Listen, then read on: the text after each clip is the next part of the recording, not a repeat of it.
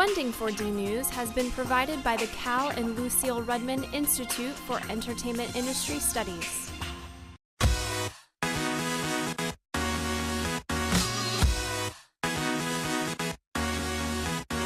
Coming up, terror behind the walls, and Drexel Geeks Out on this episode of D-News.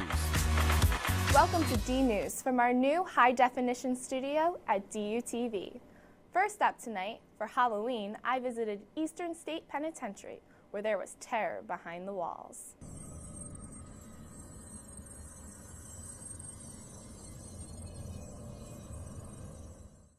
Terror Behind the Walls is a terrifying haunted house that is held in a real-life haunted prison.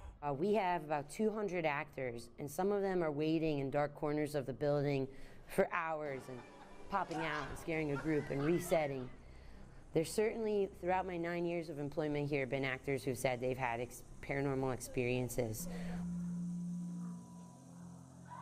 The only paranormal experience I've ever had in my life took place here at Eastern State Penitentiary, and it's actually the only reason why I believe that things of the supernatural truly exist.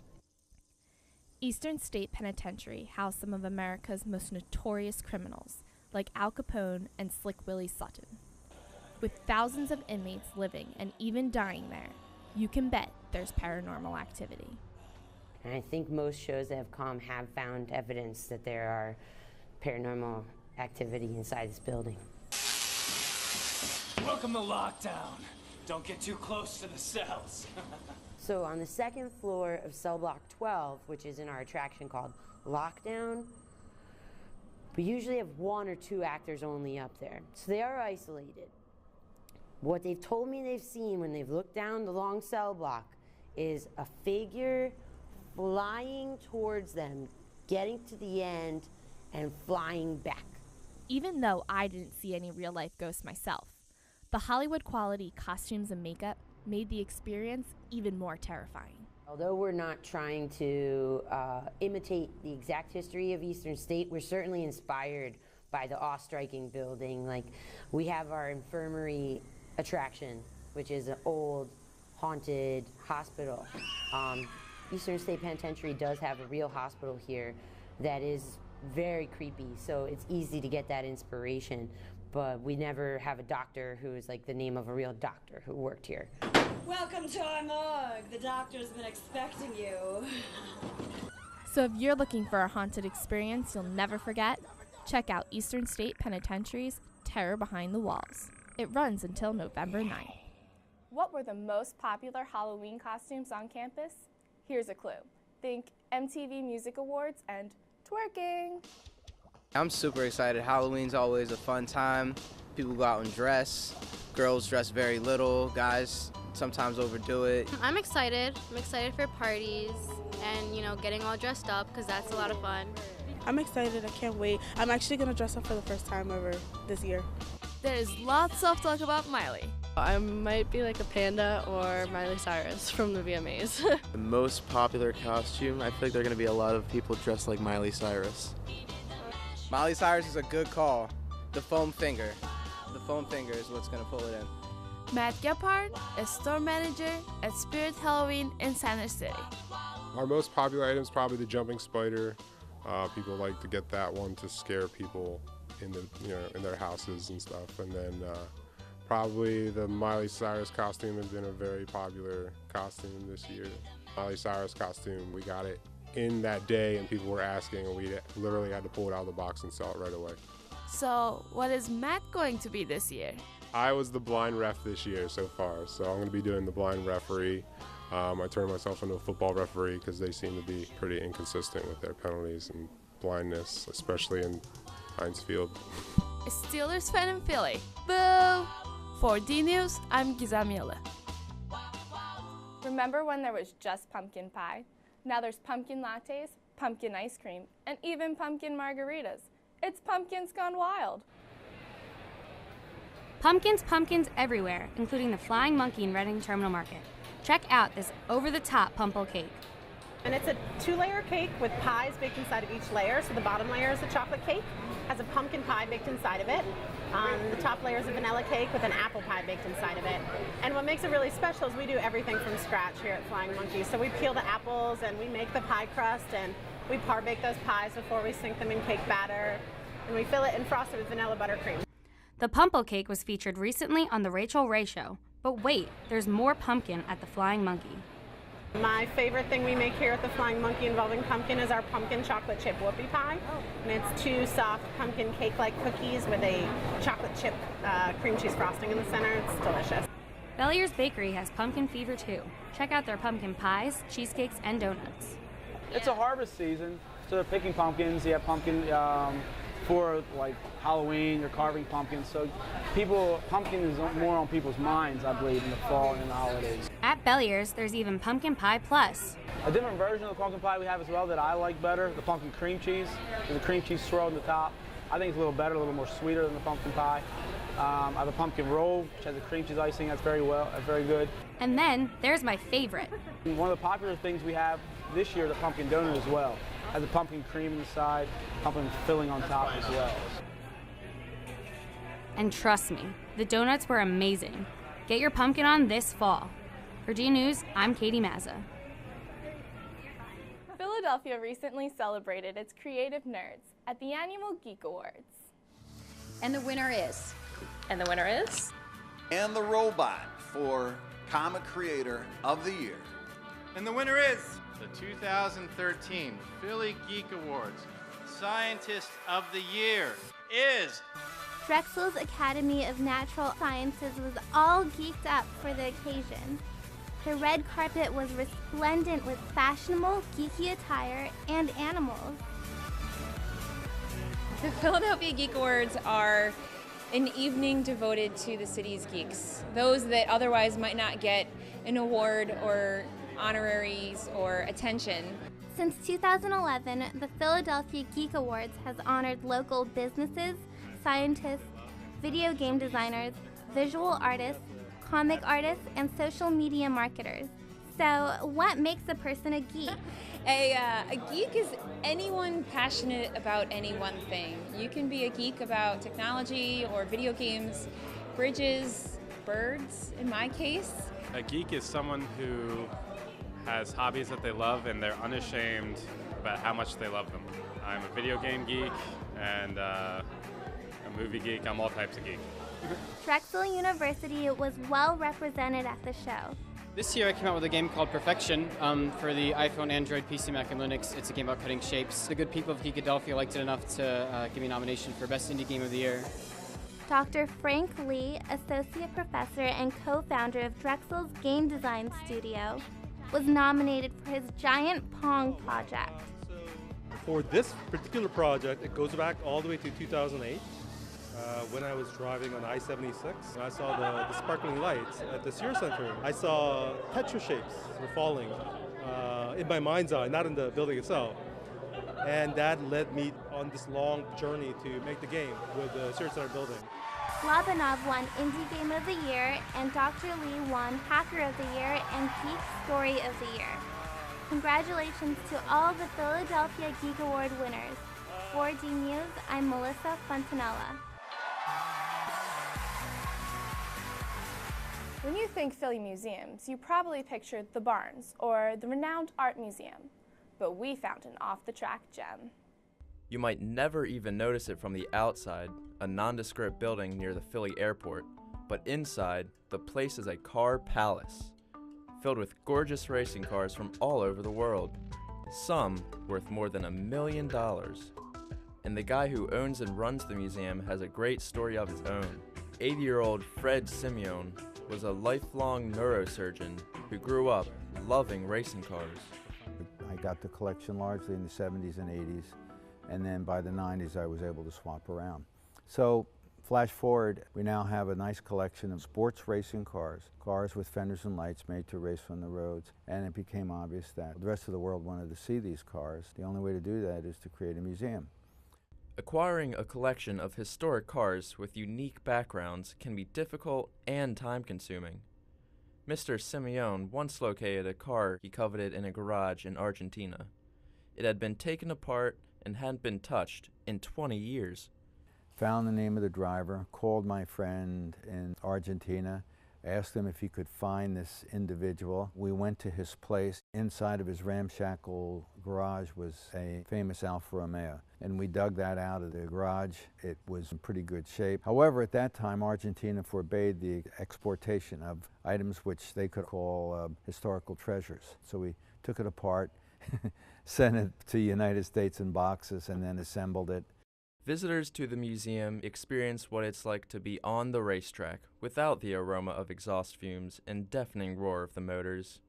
Even so, Simeone has fought against making the place too pretty.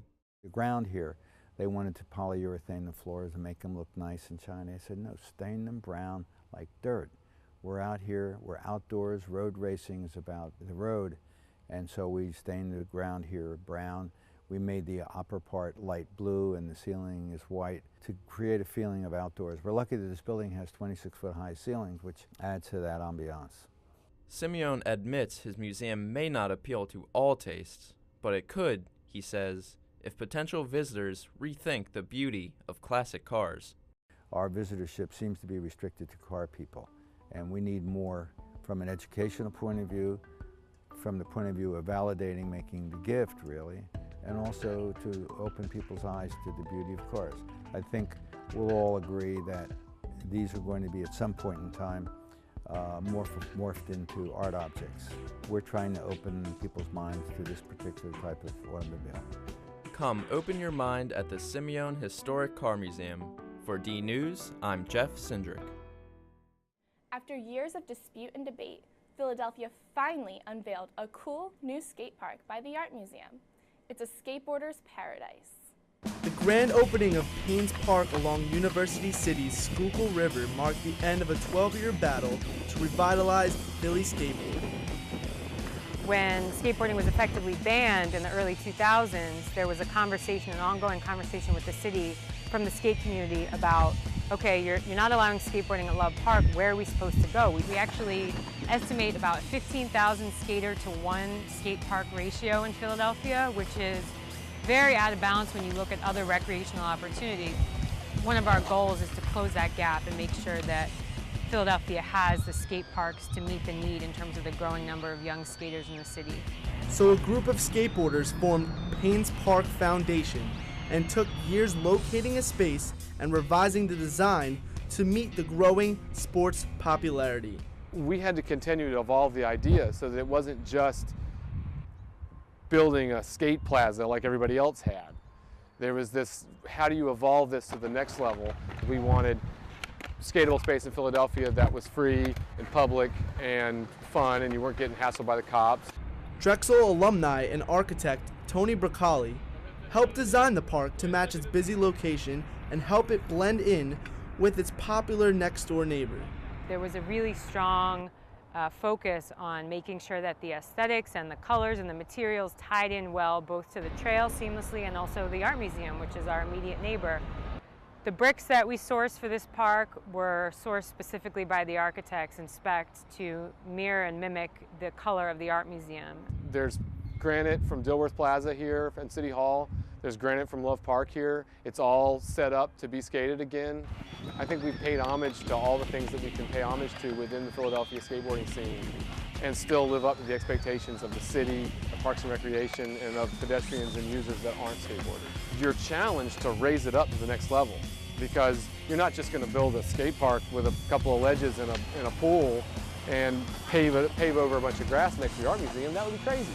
Designers say they're proud of the new space, and they hope it creates a synergy between skateboarding and the arts.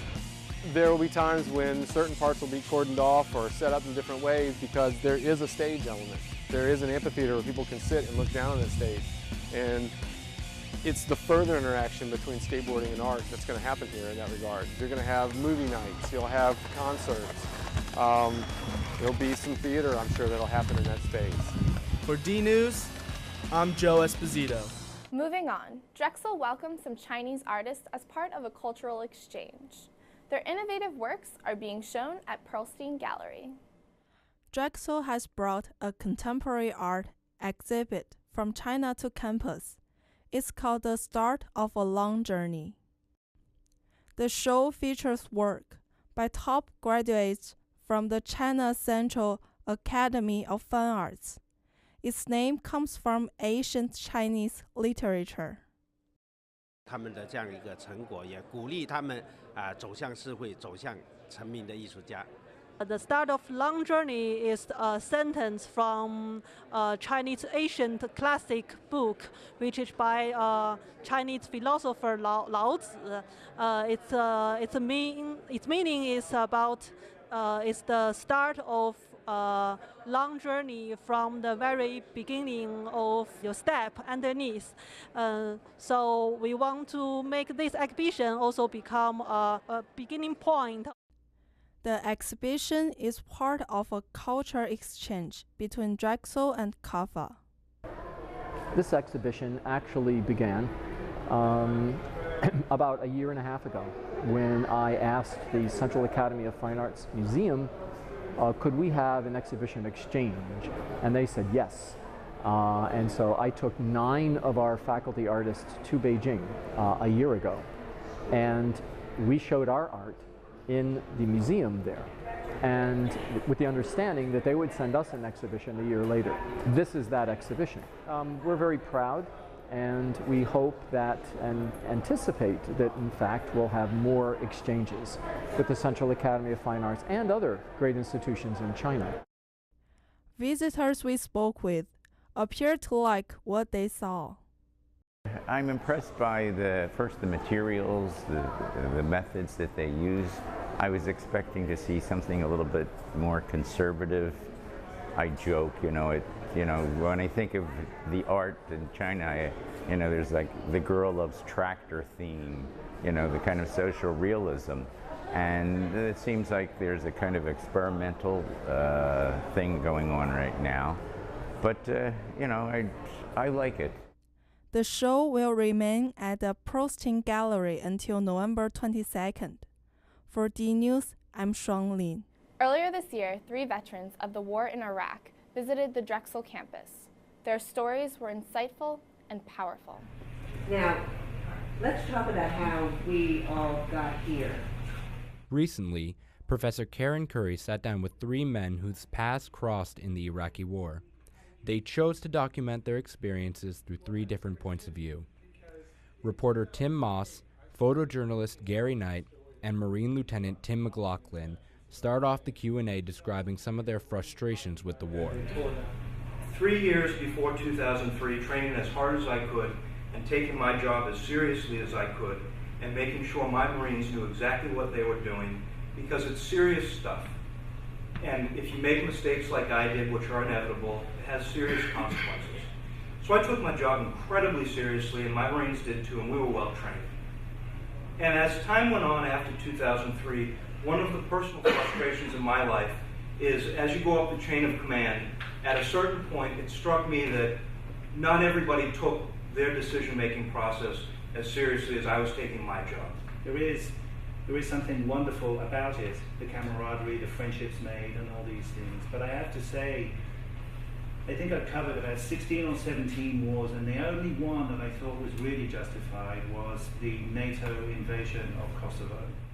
After years of organizing photos, maps, journal entries, and poems, the men created a graphic representation of their time at war.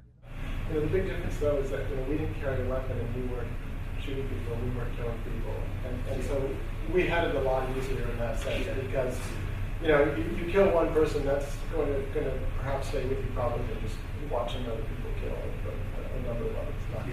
And I hope the show takes a lot of the glamour out of war. And one of the problems I have with my pictures, to be quite frank with you, is I'm very concerned that they are too glamorous. Not that was intended. It's just it's how it came out. But in terms of the media, it's much easier with the reflection of 10 years, right? That 10 years allows to produce something like this. It would be impossible to do this at the time. We worked very hard to control our own projects so that a producer or a director or an editor or a curator didn't get a hold of it. because we wanted it to reflect at least our version of reality. And I appreciate that my version is different than his version is different than his, but at least I'm not trying to sell you something. And if you read my diary, I don't care what opinion you form, but I want you to form your own opinion. What makes me really frustrated and sad is when people walk around and just accept what they're fed. It drives me crazy because it's lazy. It's intellectually lazy, which I have no tolerance for. It's not honest, and it creates a world that allows these things to happen. So read it. I hope you hate what's in there, because that's the goal. And we decided specifically to go into it with that as the end state. You can find their whole story for free on iTunes under War Diaries or on their website, wardiaries.org. For DNews, I'm Andres Fleury. We were going to put off telling you about our next story, but decided to move forward. It's about procrastination. I feel like I just kind of tell myself I have extra time, but in reality, I don't. You always think you have a lot more time, but you actually don't. I would say the reason behind my procrastination is probably laziness, or I had this thought that I could probably do stuff just as fine regardless of what the deadline is. Some students say they procrastinate because they are overwhelmed. I procrastinate just to get my mind off things, just in like stressful moments. Like pressure builds up. Nobody likes the feeling of that. I kind of see it as a way of winding down. Like right after I study for 2 hours straight, I'll typically just hang out in my room and watch TV, or Candy Crush is fun. And some claim they perform better under the pressure of deadlines. I work good under pressure, but I generally work really well if I start early, which happens rarely. And sometimes I'll just pull out my best work, when it's at 11th hour. Other times it's gone horribly wrong and I've had terrible, awful work turned in. As for the reason we procrastinate, psychologist Piers Steele says biology may play a part. Steele says, in your early 20s, you are still developing your prefrontal cortex, home of the willpower. And the research has also shown that evaluation threat and the fear of failure correspond with higher level of procrastination. Some Drexel professors have advice. Yes, if you're going to procrastinate, don't freak out about it. Just accept that that's what you do. But as a teacher, I would really urge students to not put work off to the last minute. First of all, it just creates a lot of stress. And secondly, it's rare that people do their best work when they put it off to the last minute. We, I think, sometimes procrastinate because a project is too big or it seems like a daunting task. And if you have the ability to break that task up into smaller parts and give yourself a reward after you complete each part, that reward might be food, it might be playing a video game, watching a show, going on the internet. Maybe this student has the right idea. No, I rarely avoid procrastination. I've accepted that it's a big part of my working process. For DNews, I'm Ya Wenxiao. Finally tonight, cystic fibrosis can be a devastating disease, but our Jess Franklin tells how she makes the best of it. My name is Jessica Franklin, and I recently made a film that is extremely important to me. And I did it to inspire my friends and my family. My name is Jessica. I am 12 years old and I have cystic fibrosis. Cystic fibrosis is a disease that I was born with that attacks my lungs and my stomach. At 12 years old, the doctors always told me that a cure would be found. 5 years later, I'm still stuck in the same body. There's not 1 month in my life that I have a break. I always said I would never let it take over my body. It will not defeat me or bring me down. I will find a cure. 2 people in one body, living 2 different lives. This is me looking normal, being a teen, but there's another side of me that people don't normally see. The sick side of me. The side that people don't understand and comprehend. They view me differently. This is a family disease, not just mine. and I didn't even know what the words cystic fibrosis meant. I thought it had something to do with cysts in her insides, and it was a whole new education. We started working with Dr. Julian Allen, our pulmonologist, and an entire team of workers, such as social workers and nurse practitioners and dietitians and GI specialists, in addition to the pulmonologists, so that we could have a full understanding as to what cystic fibrosis really is. Sometimes it gets very difficult to see someone you love in so much pain, but always get through it no matter what. She's an amazing, amazing person.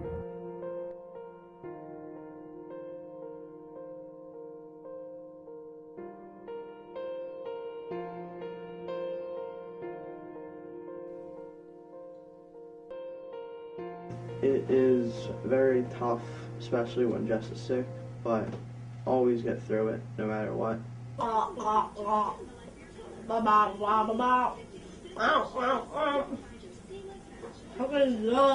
Jesse, did the medicine kick in now? Each day, I wake up at 5:30 in the morning and to put on her oscillating vest, which is part of her chest therapy. This is me on my vest. I do this for a half an hour.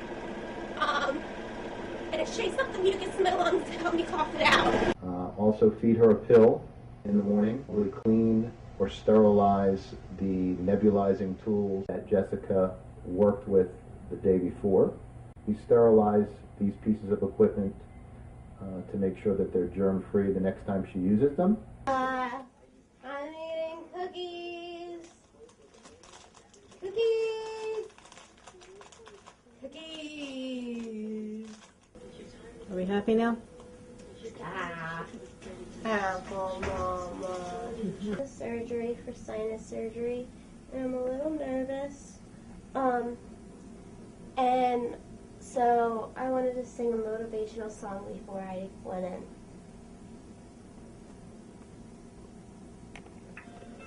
Whoa, yeah. Whoa, yeah.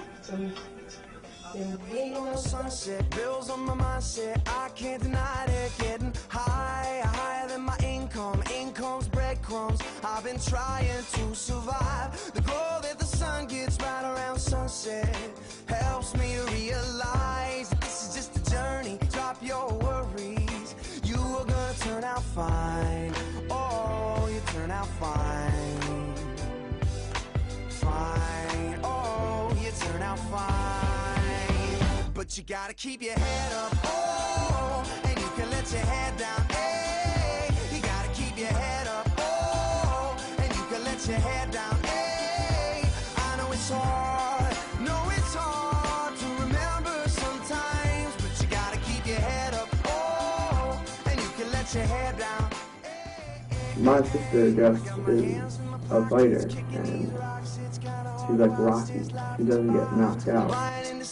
Skeptics mess with the confidence in my eyes. I'm seeing all the angles, thoughts get tangled.